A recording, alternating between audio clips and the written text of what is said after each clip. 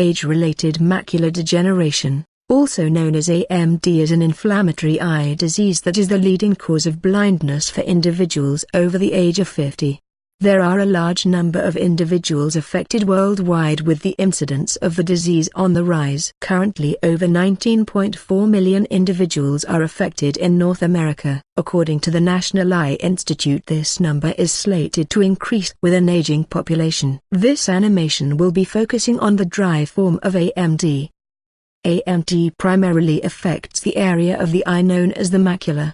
The macula is made up of millions of light-sensing cells that provide sharp central vision. It is the most sensitive part of the retina, which is responsible for sending visual information to the brain for processing. Zooming into the macula, we can see that it is composed of three main layers.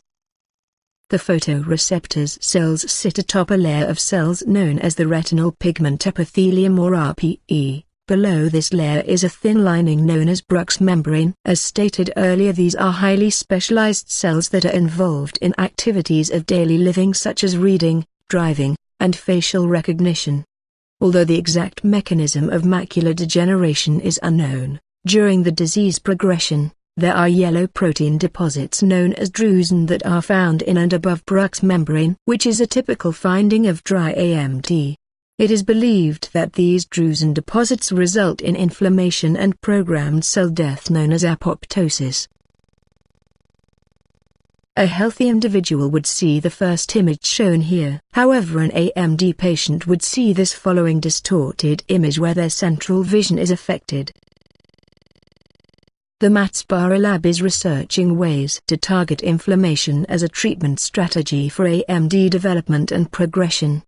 There are two major projects that the lab is focusing on. During AMD, the healthy eye is subject to inflammation. Upon reaching a certain threshold, there is the release of increased number of inflammatory factors, which results in chronic inflammation. The lab is investigating special enzymes involved in chronic inflammation, known as metalloproteases. It is believed upon activation of these metalloproteases there is cleavage of inflammatory ectodomains that trigger further harmful inflammation in the eye. Using gene therapy, the lab proposes the introduction of anti-inflammatory ectodomains which provide therapeutic effects. Upon reaching a certain inflammatory threshold, these therapeutic proteins hijack the normal mechanism to exert their anti-inflammatory effects. The overall process involves gene therapy injections which introduce therapeutic ectodomains into the eye. These ectodomains are activated upon inflammation and prevent pathophysiological processes of AMD, leading to healthier eyes. The other project the lab is working on is focused around a protein known as XIAP. Previous studies have shown XIAP has potent anti-apoptotic properties in the eye. However, little is known about its effects on regulating retinal inflammation. The lab hypothesizes raising XIAP levels will provide protective measures against apoptosis and inflammation.